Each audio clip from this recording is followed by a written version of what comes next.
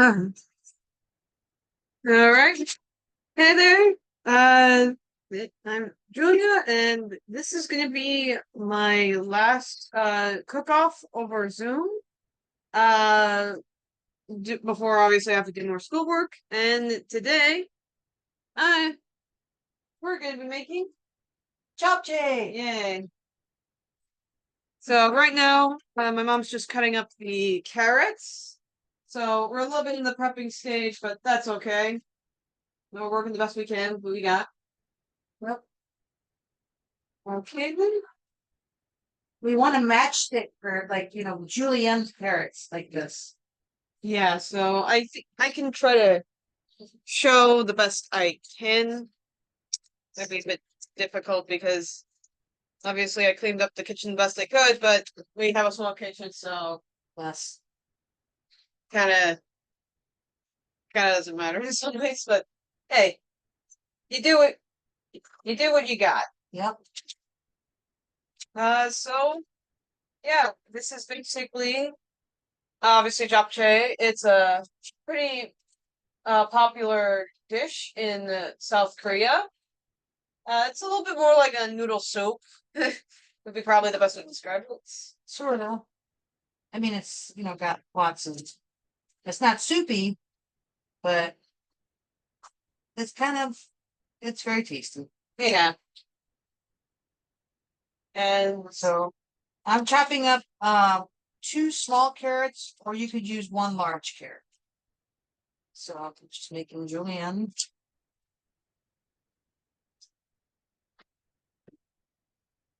it's so a huge reason why I'm making this is in support of the Borgen project. It's a nonprofit organization dedicated to fighting global poverty. And admittedly, I had been working with them for probably about like 12 weeks now. So a pretty long time. Admittedly, unfortunately, things kind of have to slow down due to the fact that obviously school's starting and it's becoming more difficult. But I do appreciate like the volunteer options that they gave immensely. So yeah, and the reason why I specifically am actually using Japchae is, well, I'm 25% Korean. My mother here is 50% Korean. Uh, my maternal grandmother, she was born in South Korea, and she specifically lived during the Korean War, when obviously North and South split off. And let's just say it was rough for her. She unfortunately she was orphaned at a pretty young age, and she had to go through help a lot of her siblings. At one point in adulthood, she fortunately was on the brink of starvation often, to the point where she passed out at one point in front of her neighbor, and they had to save her with rice. So, not a very good situation. And unfortunately, this is what happens for countries that live in extreme poverty. And this is kind of just the everyday life, you're barely surviving. And obviously, there might be a big thing because a lot of people say, well, why South Korea? Why would you think of that as an extremely poor country? Well, because it was that. In fact, if straight after the Korean War, it was the South side that was doing economically worse. The North was doing kind of okay.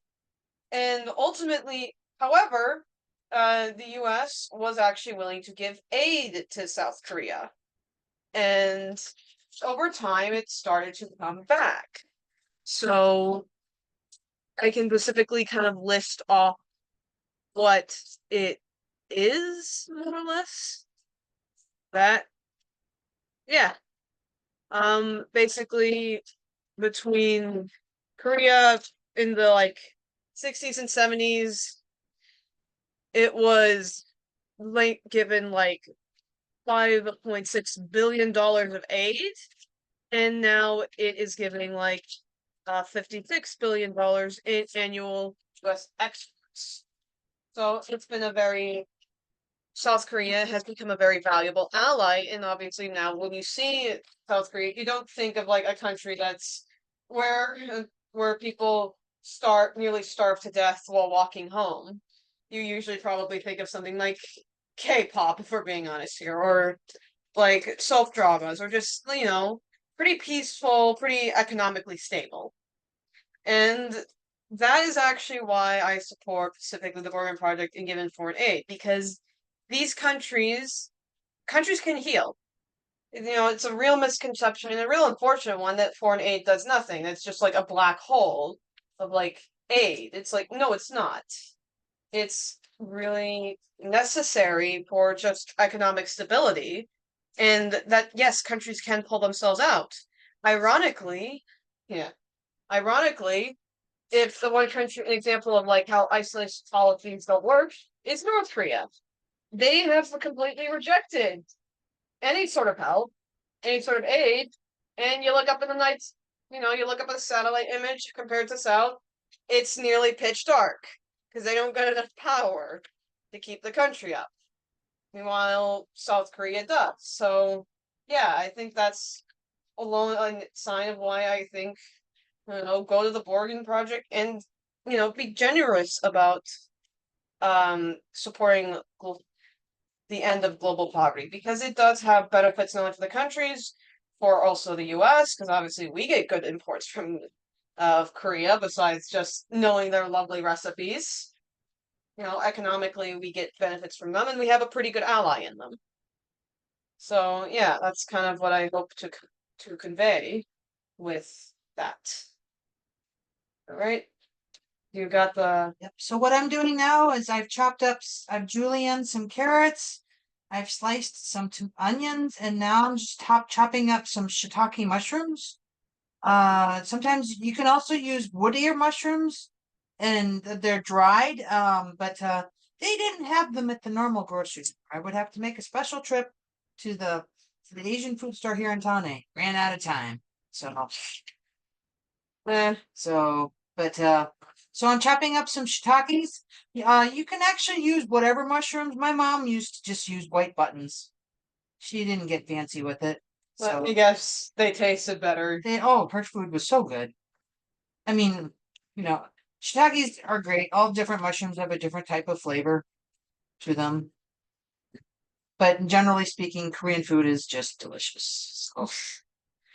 So what we're doing is I'm chopping up these mushrooms, and we're waiting for the water to boil so we can boil our vermicelli, or our sweet potato vermicelli noodles.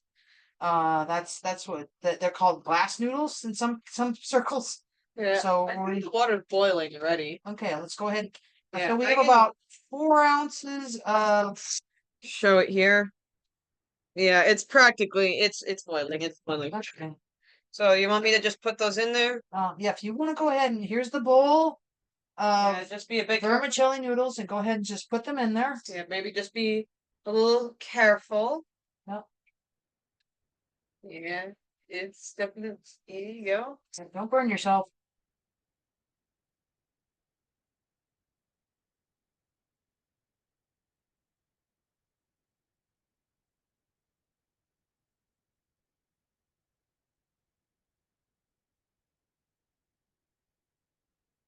All right.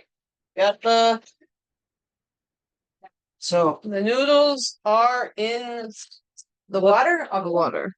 Now we're gonna go ahead and cook those noodles for about 6 minutes. Some recipes tell you, oh, just soak them in. Oopsie, sorry. Some say just soak them in cold water and they'll be fine. But then you have to wait like 2 hours. We're on a time crunch. So, and let's see what the recipe asks and also for. So we got the carrot. We also need 4 to 6 scallions or green onions, which I will go ahead and get. I'm just gonna pile up all our ingredients.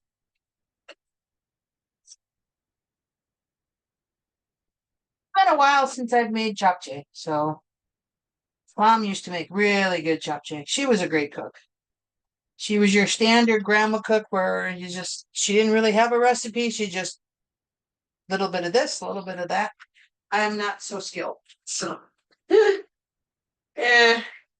Well, I mean, aren't we all not that skilled anymore? No. Where it's just like, trust your gut instinct, essentially. So we got some green onions or scallions. And said we need about 4 to 6, so I'll grab. Oops. Well, drop. It's okay. We shall clean that up. So, I'll get that and probably throw it. so we're just chopping up the scallions while we're waiting for the japchae noodles to cook off. Eh. And then the recipe calls for 1 bell pepper chopped up.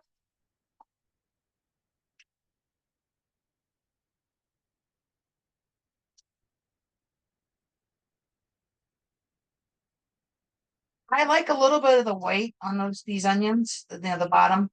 Not too much, just a little bit. Mhm. It's a personal preference. So now we've got a red pepper. So I'll go ahead and chop that up.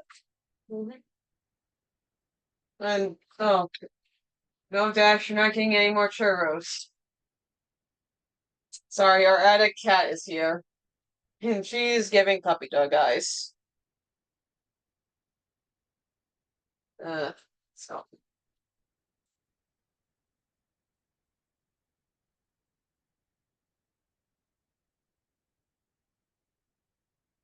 I cut the peppers. You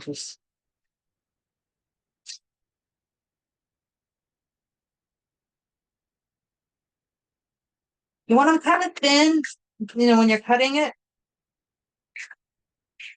More surface area makes a better flavor profile, I think, but it's also a matter of personal opinion. So we're getting these guys chopped up.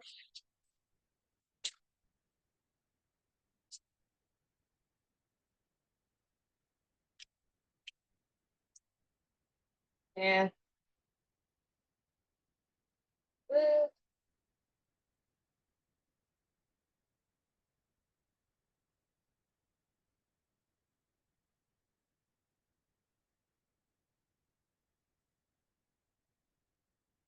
And red peppers are actually, anything with red or colorful is good flavonoids, good for you. And that's one good thing about Korean food is it's very colorful. So, okay, so we've got that. If you live by like the rainbow diet, Korean food's the best.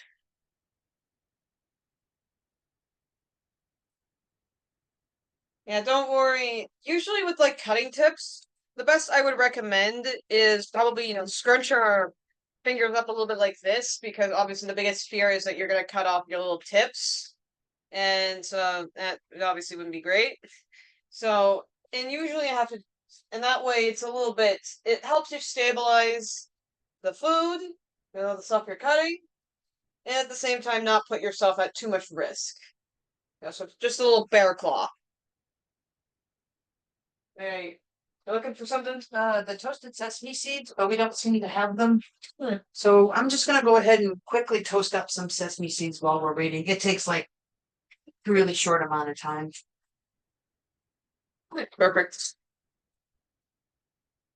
And the way you test sesame seeds, you can just put it on the stove and toast for about, a few minutes. Dry toasting is good.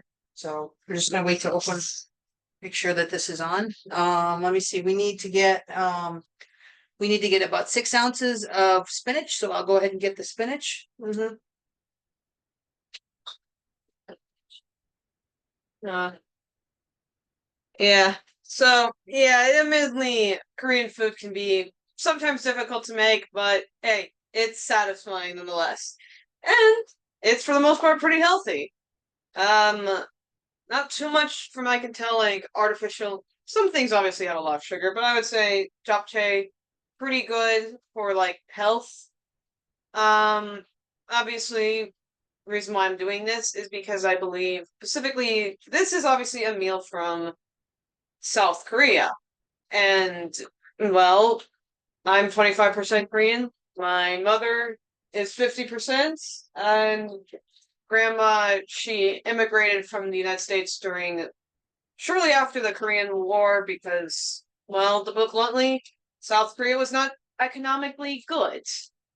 So, yeah, I'm gonna rear it back. Ooh. Got the salad? Uh, it's the Spinach, oh, sorry. spinach. Nah. And we just kind of, I can't remember how many ounces of spinach. 8. Perfect. Lots of spinach, but you know how spinach is. Kind of like the good filter. If it you'll get a lot of it, and then it cooks down to not very much. So this is about 8 ounces of spinach. A little bit 15, but About 8 ounces. Okay, so can't have now too much of spinach. yeah, so now we've got oh sorry, didn't mean to almost decapitate you. Now we've got the japchae noodle. They are done boiling 6 minutes. So I'm gonna let them drain.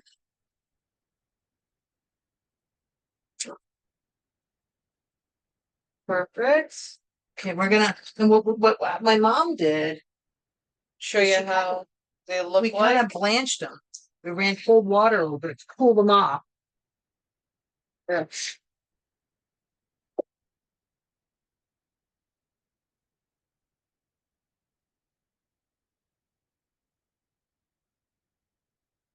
And these noodles are generally really long, so you want to actually cut them.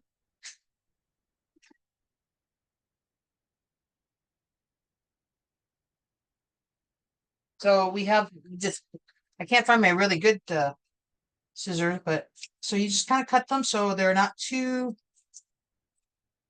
not like wrapping them up and they're like dripping all over your chin. So just a little bit, like that.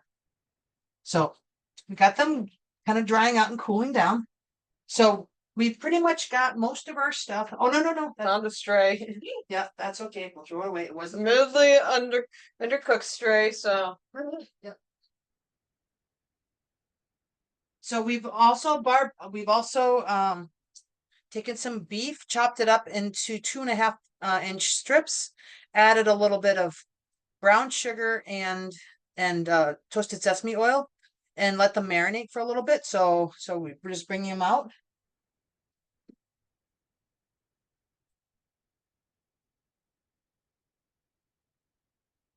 Next thing I'm going to do is I'm just going to toast a little bit of the sesame seeds.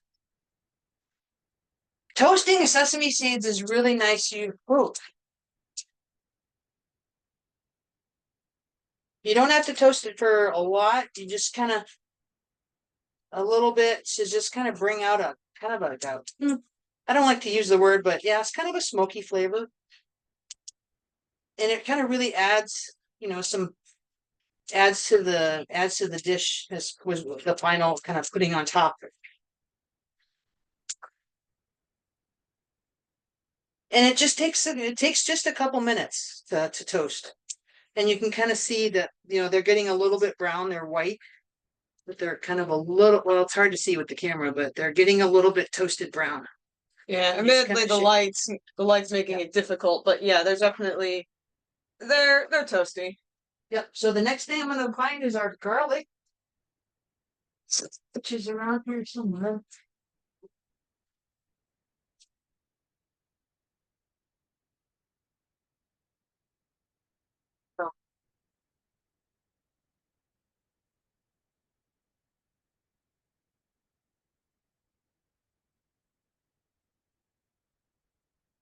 Garlic powder. Oh, here it is. Nope, we need to use, well, we're doing a shortcut.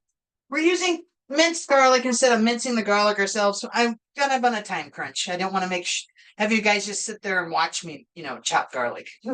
So Admittedly, I will confess this, chopped garlic tastes better. So I'm gonna grab we're gonna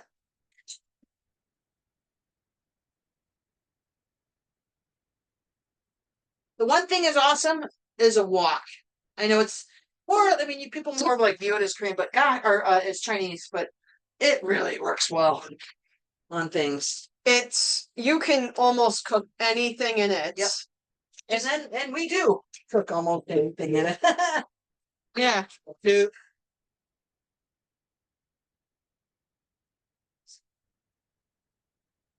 shit, this is hot.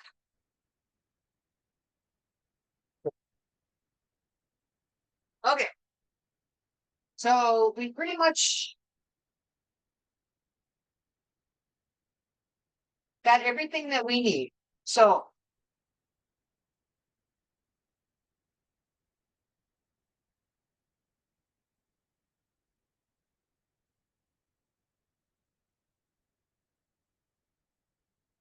right, there you go.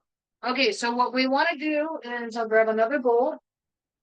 We want to kind of mix a little bit of the noodles, kind of get them pre-seasoned a little bit. So we want to put a little bit of quarter cup of soy sauce. Oops, that is not soy sauce.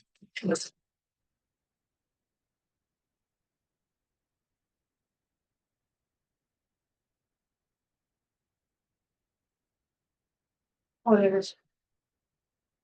Here's the soy sauce. Mhm.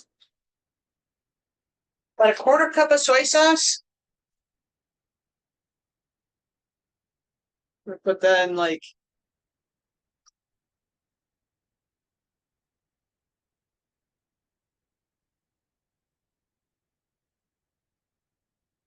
And then a little bit of brown sugar, because this is a slightly sweet dish. and also brown sugar is generally better because it actually has more stuff that is nutritious. Let's I'll admit. So it's about 3 tablespoons. Let's say 2 that way, because I'm diabetic. And then you want to put in the garlic. So we need about 5 cloves of garlic, which is the equivalent. It's about 5 teaspoons of minced garlic, or this chopped garlic.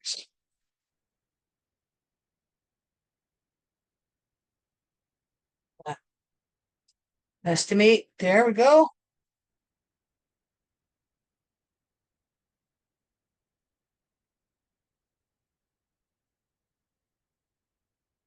Stir on a little bit. Okay, and then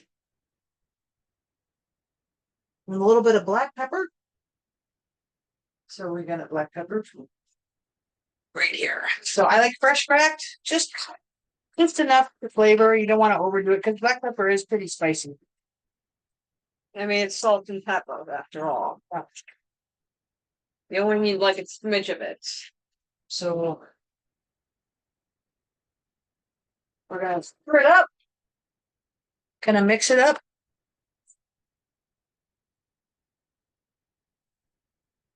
So it looks a little dark because of the sesame or the soy sauce. But when you add the other vegetables, everything will turn out just fine. And it smells great too, so Yep. So we've got this going. The next step we've got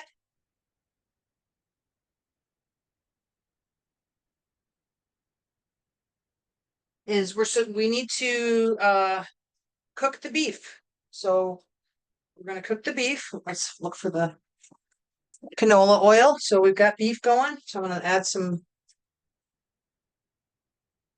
I'm gonna let this go. We need to.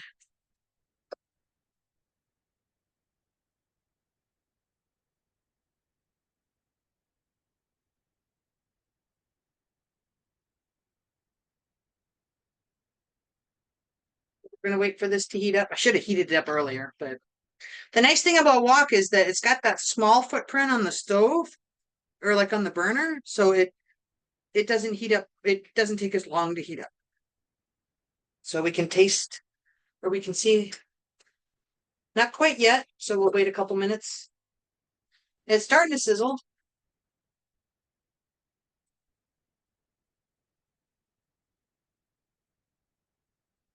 let me get you add them one by a time. Well, I like to just. And then tongs are the best. Just cooking with tongs. Just makes your life really makes cooking life a lot better. So you just kind of we're just gonna cook these for about 5 minutes. So I'm gonna just set the timer because that's how I roll.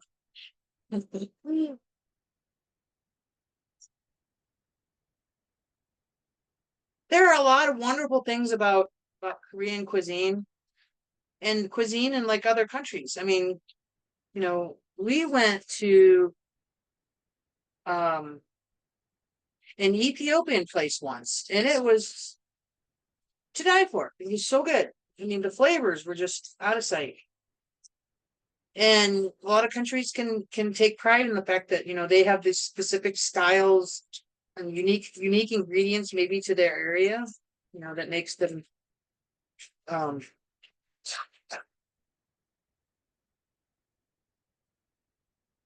That makes them like stand out really. yeah, And it highlights exactly. their That was the word I culture. was thinking. I'm trying to figure out. Yeah, Makes it it's, stand out. I mean, it's a cultural thing. It's kind of funny to think that the United States is like the food we take pride in is McDonald's. So, but Korea takes also pride in like its spices. Yep.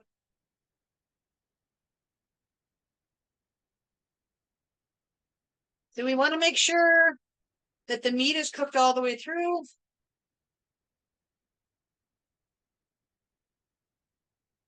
We've got about 4 minutes left on this. But it's looking really good. It's sliced so thin that it's going to cook pretty fast.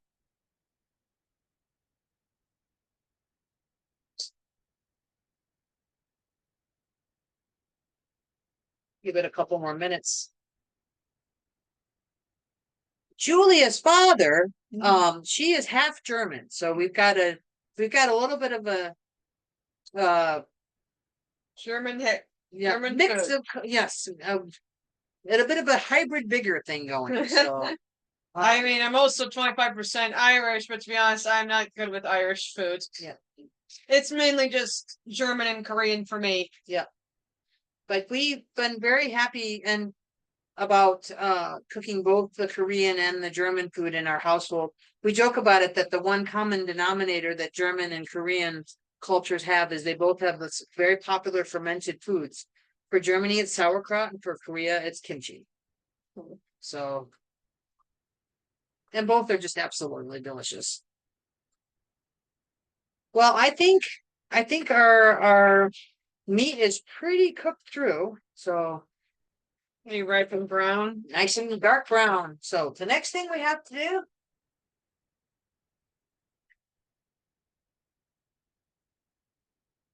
Nah.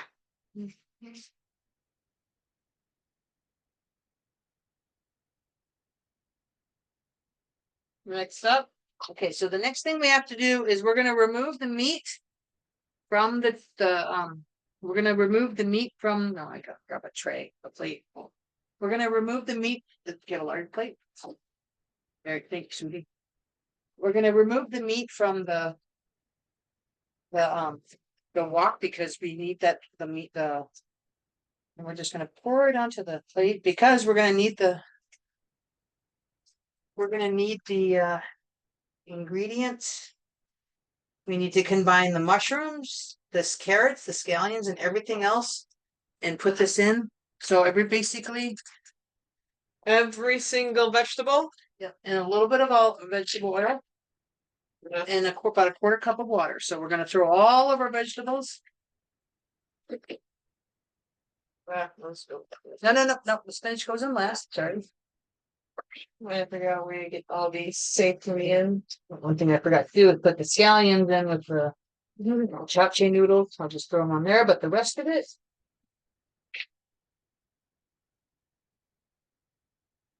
Throw the onions and the red peppers in here.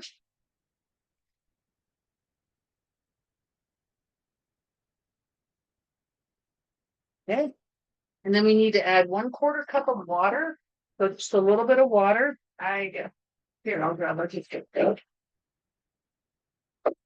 Here, I just kind of eyeball it. Here. Which is Yeah. classic grandma style. Just trust your intuition. Yeah. This is why we like the wok, because it does, you know, stir fry is king in a wok. So we're just chopping up. It's coming together.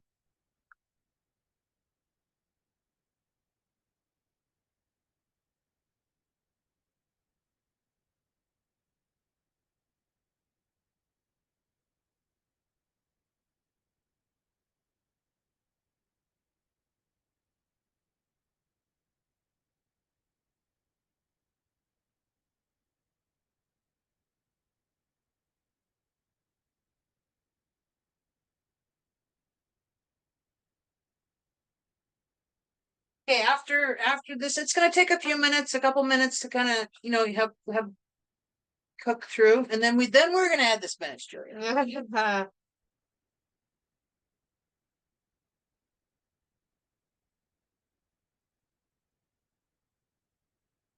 Onions a little bit. Not the best. No, it was an end piece. Wow. We're gonna wait a couple more minutes on the cooking because I want to I want to kind of let the onions and the carrots really cook down.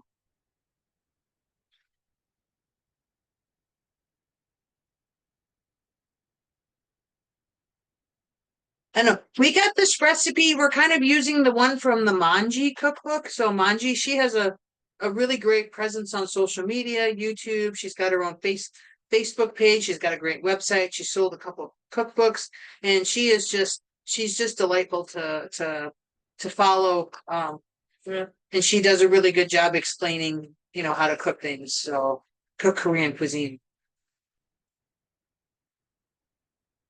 Okay, so let's go ahead and we start adding the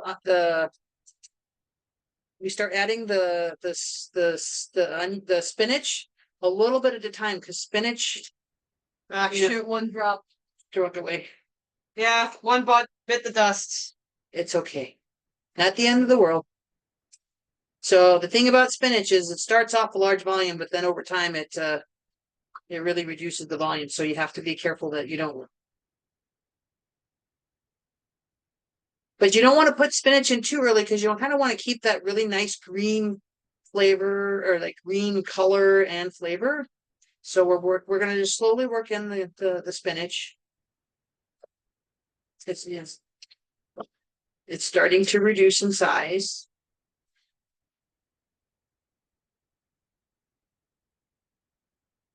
Okay, go ahead and put another handful in.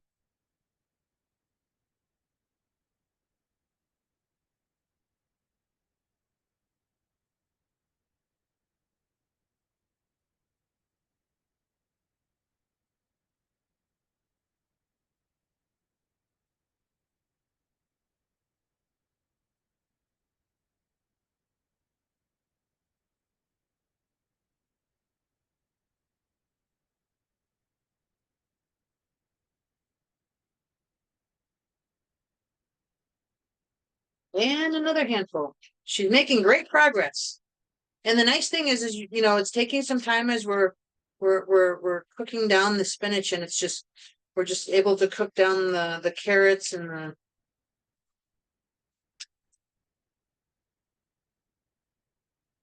it smells really good. But I hope you guys do the Japchae recipe. It looks like a long list of ingredients, but I mean, as you can see, it's really not that. It's not too complicated. So I mean, more it's spinach. kind of just like a noodle-based recipe. Yep. So obviously that makes it a little bit easier and more palatable.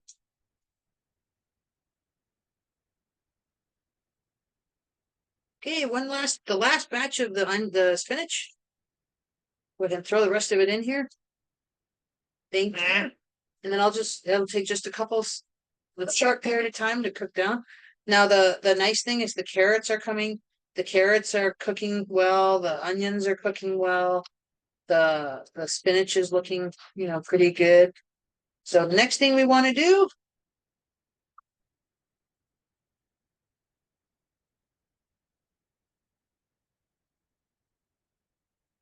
check.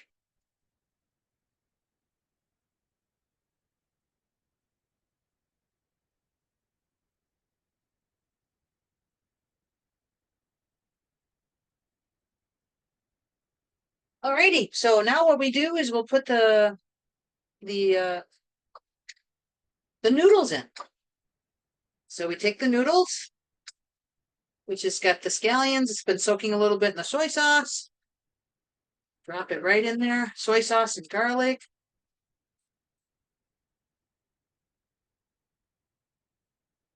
Okay, there you go. And then just kind of mix it all in.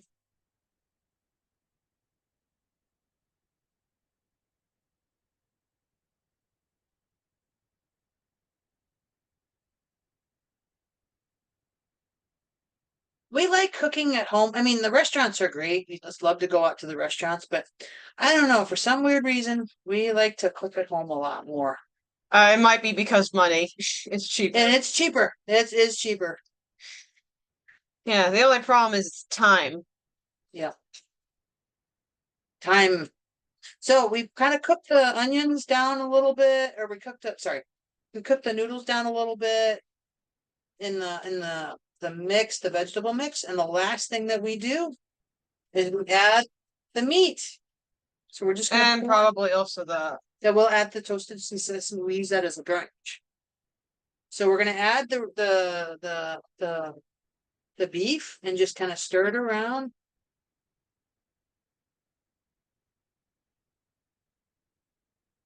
And just kind of let it kind of all the flavors meld.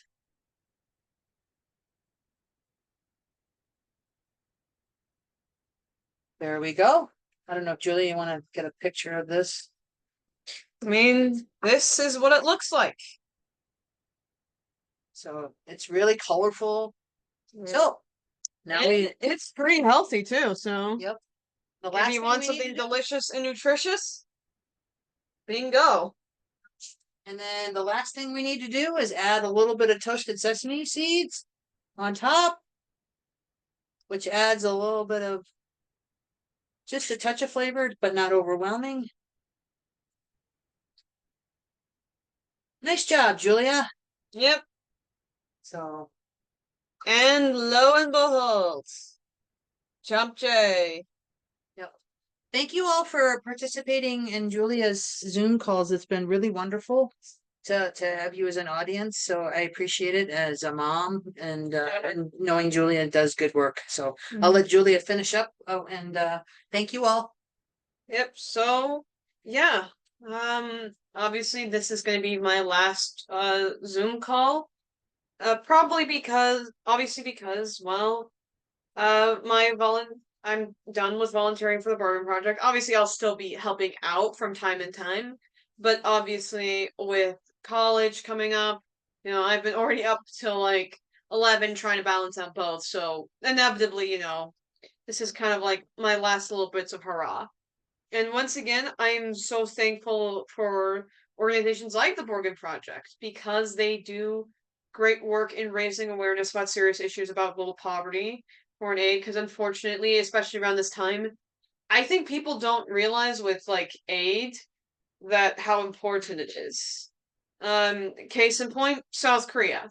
It used to be not doing well, especially after the Korean War, suffering economically terrible. North Korea was doing better than it.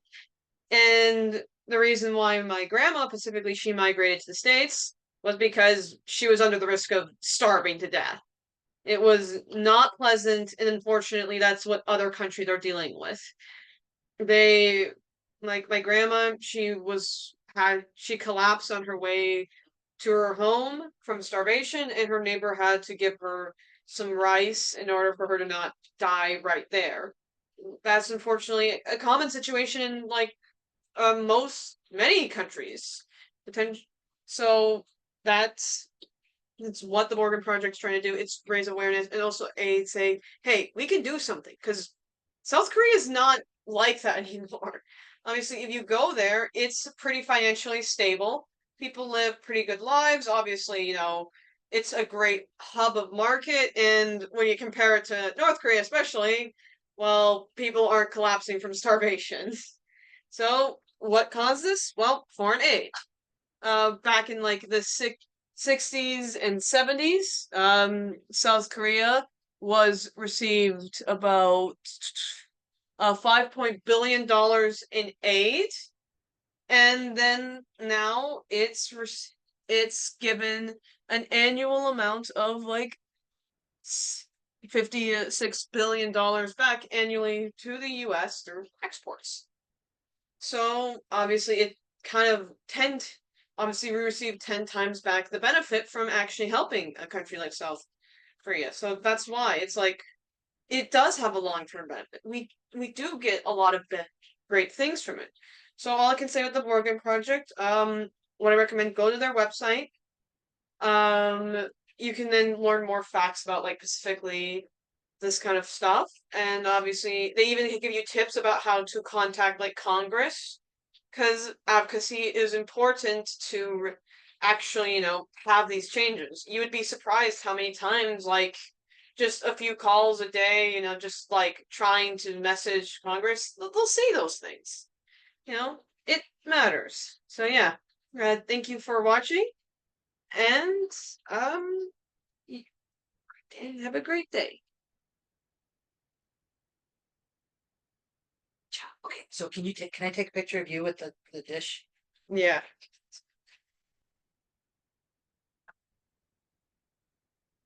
And just kind of stir.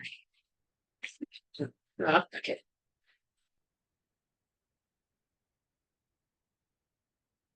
There. Right, everything works out.